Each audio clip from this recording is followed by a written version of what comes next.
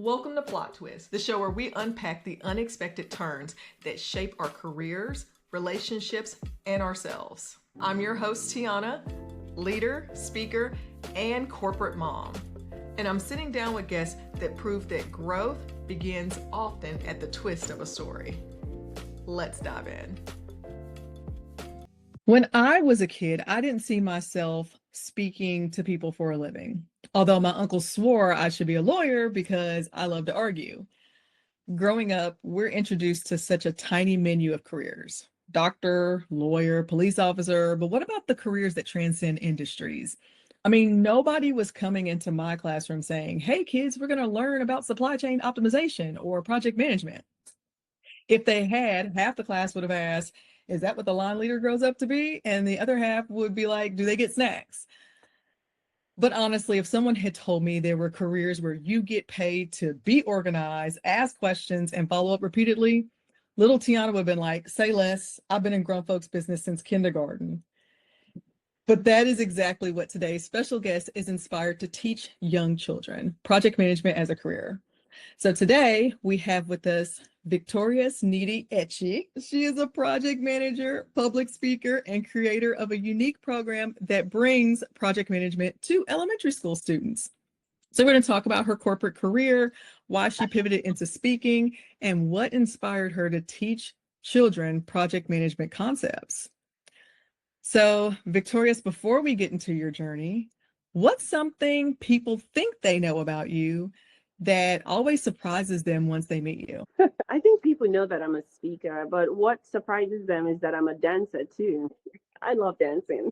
Really? What kind of dancing do you like to do? Like what genre? Zumba specifically. Nice. I used to do Zumba.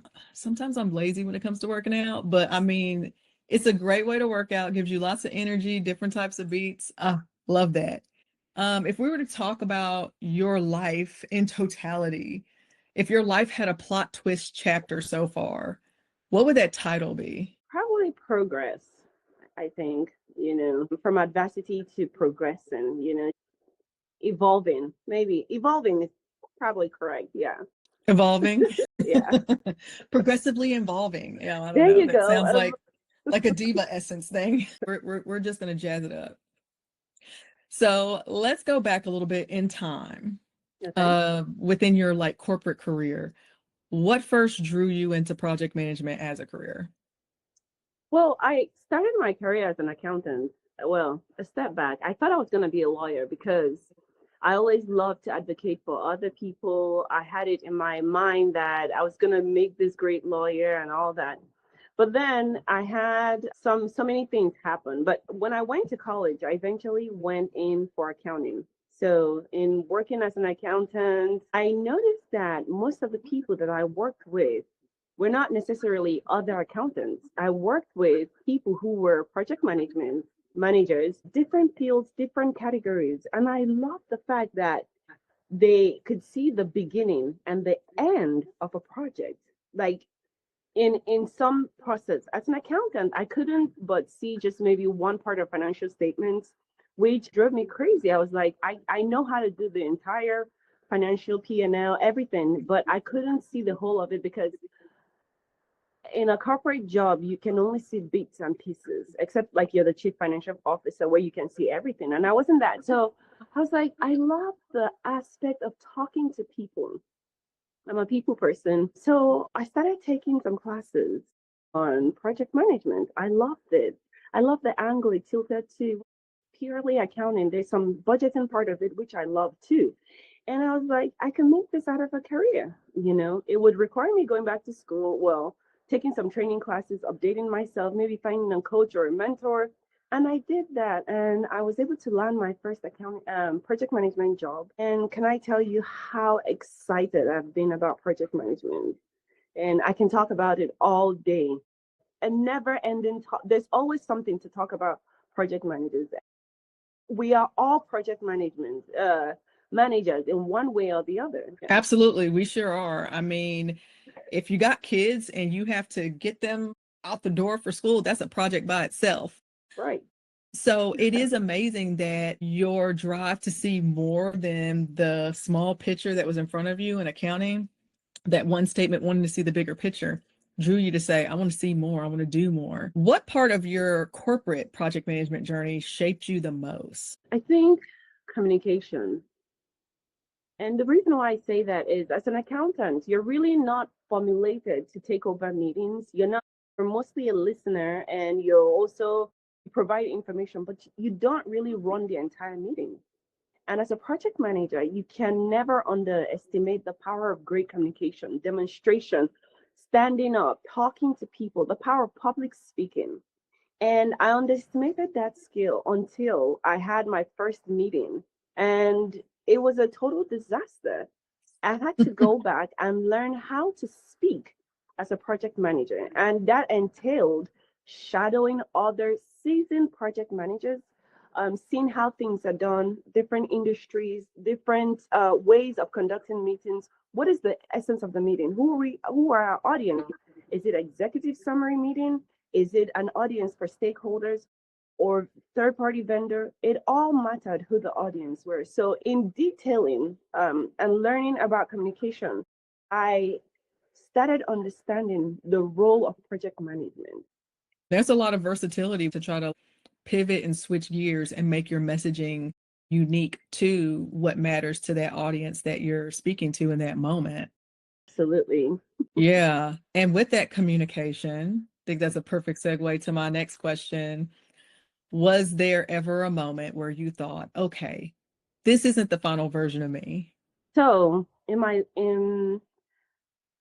last job, I got laid off. And in this job, I worked for a bank where we couldn't post on LinkedIn. We had to be very careful. Of course, there were lots of regulations, and we had to adhere to those regulations. And when I got laid off, I figured that I had so much potential in me. I had been lying low because of the restrictions put on me. And when I got out, I started engaging with other project managers. I started networking and seeing what the possibilities are. And can I tell you, I felt like someone who was let loose. And so that just opened a floodgate for me for my speaking engagement, for just networking in the community, even people globally, different countries. It has been an awesome journey. Yeah, I feel you. I used to work in banking and financial services too. And you do have to put yourself in a box to where you were really dedicated to being the brand of that organization. And so to now be the brand of yourself, that's amazing. And you've built such a strong voice as a speaker. I'm constantly seeing you on LinkedIn. What pushed you onto that stage for the first time? I think overcoming my fears of seeing myself in a bigger stage. When I dream, I always see myself on stage somewhere, and I'm like, where is this? Who are these people? And what am I going to be talking about? But the opportunity to be a project manager really gave me um, a leverage, gave me a platform to talk about project management. It's an endless topic. There is nothing that is boring about project management. When you step on, you start seeing how the need for communicators are, the need for speakers. So just coming out of my shell, wanting to do more with all this potential and how I've been, collecting experiences, collecting different talents. I just felt like I can do something with it, and I continue to do You do, and it. you do it well. And earlier you talked about communication is one of the biggest things that you end up learning from your project management career. But so many times people don't see public speaking and project management going hand in hand. So what helped you blend the two where you're like, I can communicate further and use project management as my platform for my public speaking? Tiana, you're right. Public speaking, project management, somehow they don't go along, but somehow they do go along because as a project manager, you're already speaking to people. You are commanding the room, you're telling people what the different statuses of the project is, you're engaging with stakeholders. But when you do it on a public speaking phase or stage, it's like a more bigger stage, right? That is transferable skills because prior to that, you're speaking with people, maybe three, four people, whoever your stakeholders were. But when you take the same skill, it's just a larger audience. So it's transferable skills that you can use from, the board meeting or boardroom or conference room into a bigger stage. And those skills are things that you just have to know that, okay, I'm speaking to a larger audience. I'm going to be speaking on a specific topic, tailoring it to who your audience are. But knowing that you're still speaking either way, whether you're in closed doors in a meeting room or you're on stage with maybe 5,000 people, 100 people, whatever the case is. Yeah, there are transferable skills and there are also like trans industry skills. Like you can be a project management on a construction project, you can be a project manager on a technology project. And yeah, you're going to have to know the different nuances and jargon for that industry, but the things that you do are still the same. So it's kind of an easy bridge. You just have the learning curve of, okay, what is this industry and what's important there? Yes.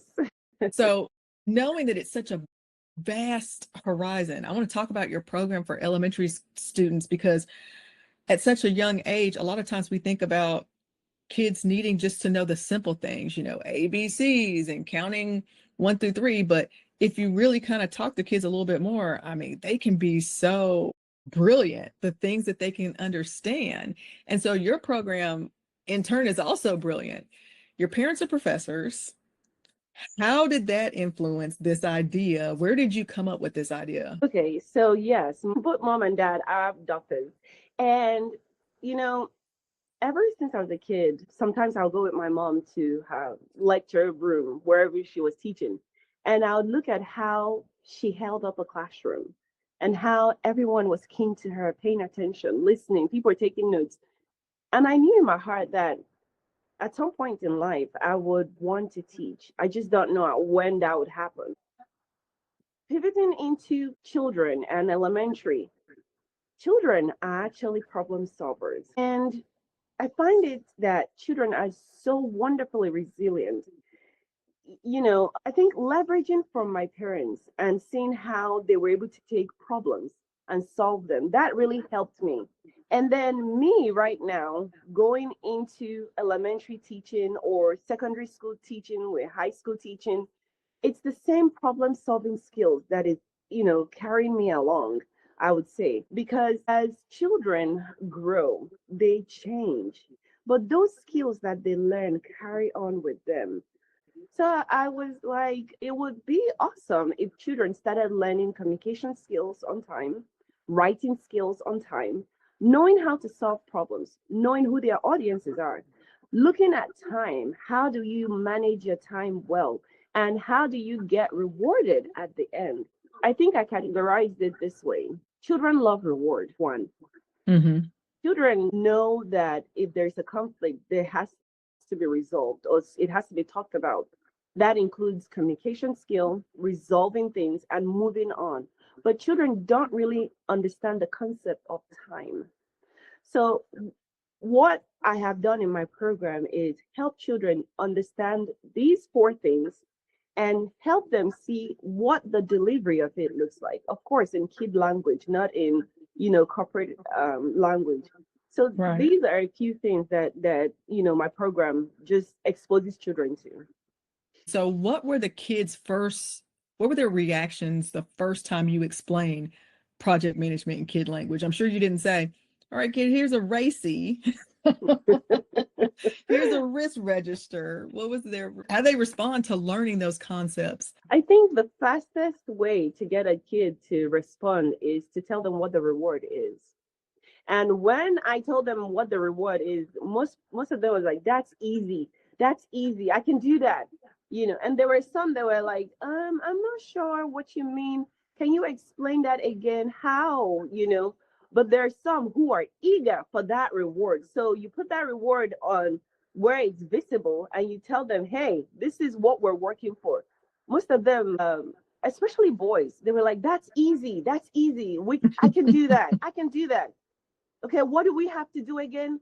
I said, you have to do this step, that step, that step, keeping in mind what the reward is or what we want it to look like. And visuals help children. Like if we take an example, the creating a napkin, we want it to look like this.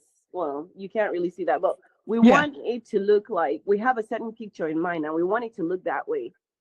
then telling them what the mental steps or the required physical steps are to achieving that, it's helpful to them because they can see what it looks like and they now know, okay, I have to think of this, I have to think of that, and those resources, here is where you get the resource, here is how to put it together, here is what you do. And we built it, and we've had quite success for for those who participated and who stayed engaged. That's amazing. What would you say are the top three project management concepts that kids instantly understand?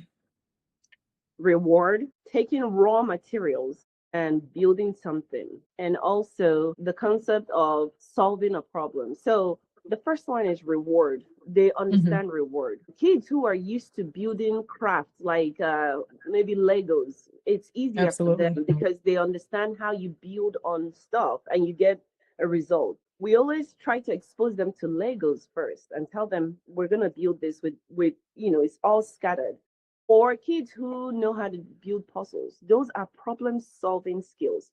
So we start out with that before we introduce any projects to them, because if they've had the concept of building something from nothing, from something that looks horrible or something that doesn't make any sense, if they can build from that, they are going to be great project managers. So that's those are the three things. I think I said reward, understanding problem solving skills, and building from nothing, from scraps. That's really cool. There was a study that came out a few years ago, and I can't remember who published it, but it talked about how as we get older, we make simple things more complex. So if you think about wearing a particular outfit and a kid comes up to you and says, "Why are you wearing a jacket? It's not cold in here," but you have on like a business jacket. Kids will take things down to its most simplest form and can understand it. But the older we get and the more that we kind of absorb in, it becomes more complex. So you using the example with the Legos, that just seems like almost like a no-brainer. Hey, that's like building something. But for some reason, as you become older, it's like, how do you break that down for somebody else Mhm. to understand on a basic level? So again, that's brilliant that you have that foresight. How does understanding project management at an early age set them up for lifelong success when they do start to become older and things become complex? Absolutely. I think the thing about learning project management skills on time helps you to know that you can solve problems. There and some problems are solved in stages. And also that there is no limit to your intellectual ability. And the reason why I say it is when children sometimes don't have the skills of learning how to deal with difficulties or learning how to make decisions, they end up being adults who are frustrated at the slightest inconvenience. But if you've learned how to solve a conflict with your sibling, if you've learned how to put something together and it came out disaster, it didn't come out well, it was a disaster, and you try again and you try again, that not giving up ability, that problem solving skill, that I want to try again, that I think I can do it, a positive attitude. But it doesn't just start with the kid, it starts in the home where they had seen, or there has been maybe a teacher or a parent who has demonstrated not giving up, or a person who has shown them, hey, you can do it. It's difficult. Yeah, we acknowledge the difficulty, but you can do it. And sometimes we give children experiments. We give them a banana and we say, open it. This is your snack, open it. And most times, if they haven't been modeled how to go through a difficulty, they will hand it back to you and say, open it for me. So, no, we give it back to them and we say, try it.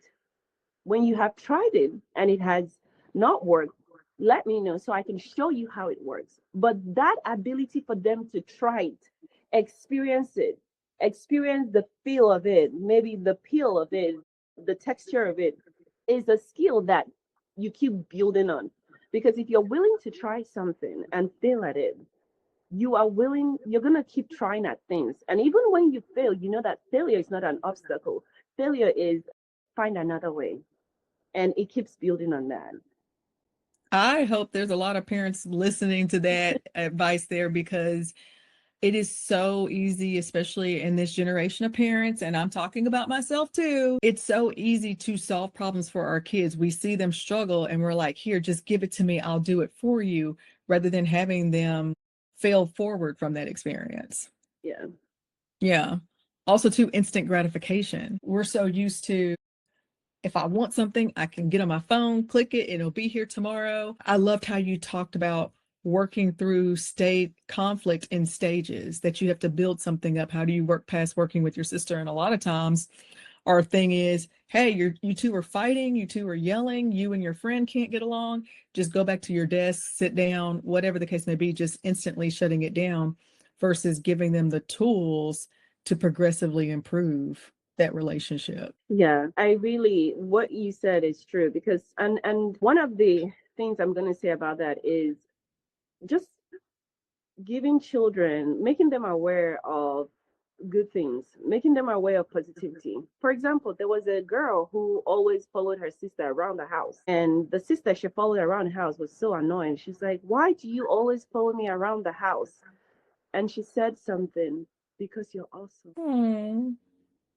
But who the sister who was leading and going everywhere didn't know she was awesome. She needed to be told she was awesome. And that changed how she felt about her little sister following her. So it's a great example that sometimes when because sometimes we don't make children aware of those things. The first Hmm. instinct is you always, oh, you're so annoying, go sit down, stop following her around. But you sometimes asking why. Why do you follow her around? Why why are you always up in her business? Most times the answer is because you're so amazing. I can see myself through you because you're doing great things. You're able to navigate, you're able to go around, you're so independent, and I'm following your footsteps. So those positive awareness, those things, are things we need to keep showcasing to children and other kids. I have so many examples for you, Tiana, but I'll stop there. I love it. I think it's brilliant because the next thing is I'm sure there's some school administrators that are listening right now and they would love to hear those examples. So, how can they bring your program, you and your program, to their students? They just need to send me an email either through my website, victoriouseche.com, or a LinkedIn connection and then a message. I usually come and demonstrate. I talk to children. I'm always encouraging children. One of the few, one of the people I say to to some of my peers that the greatest people on earth are children because they have the ability to change. They have the ability to do a 360 on you that you might see a child struggling today and the next time you see them they're doing excellently well, and I always try my very best to be kind to children because they are the future. That goes back to that resiliency you were talking about Yeah. early on. Absolutely. So, what's your dream vision for how big this could get? I hope it really gets big. Big. Sometimes my dreams scare me, but I think if every school can have that awareness of problem solving, of project management, of clarity, communication, of ability to try to be wonderfully resilient in the face of a big problem, and just take the problem little by little. Again, conflict is resolved little by little. So yeah. Yeah, I mean, if I knew that, some of my friends from when I was in elementary school might still be my friends. Some of them are. God bless them. So, what do you wish you learned about leadership or project management yourself as a kid? I think knowing that I don't have to do everything myself, knowing that I can always ask for help, and that there's more good in the world than there is, difficult people. And there are people who are actually ready to help and just be positive, be a positive light. I think that would have helped me along the way because I had gone through so much and I thought maybe the world was just a difficult place. But as I've grown up, things have changed, and I've seen that there's so much potential. There's still very good people out here in the world. Yeah. There are. And a lot of times we are taught how to solve problems independently but not as a collective, Exactly. especially at that young age. Yeah. All right. Once again, Victorious, where can people contact you to book for schools, youth programs, events? How can they get in contact with you? They can get in contact with me at victoriouseche.com. I have a info session where you can reach out to me, send me a message, or even at LinkedIn. All right. And I will be sure to put that in the description and have it pop up on the screen. So if someone is visually seeing this podcast episode, they can see that information on the screen, or they can go down into the show notes and you can see that contact information there. If listeners take one message from you today, what should it be as we close out? The children are powerful. Children are powerful. Their words are powerful and they can do difficult things. That they can. Victorious, thank you so much for taking time out of your super busy schedule and all the wonderful things that you are doing. Those of you that are listening to the episode, if you are not yet connected with Victorious on LinkedIn, make sure you go do so. You can check out her upcoming speaking events. You can also connect with her to learn more about this excellent program that will change generations. And you can also talk to her about how can you further support this program as well. Thank you again, Victorious. I appreciate you taking out the time, and I'll see you next on the main stage. Thank you. Thank you. All right, so I'm cutting the recording at this point. I'm going to get this edited. Thanks for tuning into Plot Twist. If this story made you pause, reflect, or smile, please share it with someone who's in the middle of their own plot twist. You can catch more episodes on Spotify, YouTube, and connect with me on my socials. Until next time, keep writing your own story.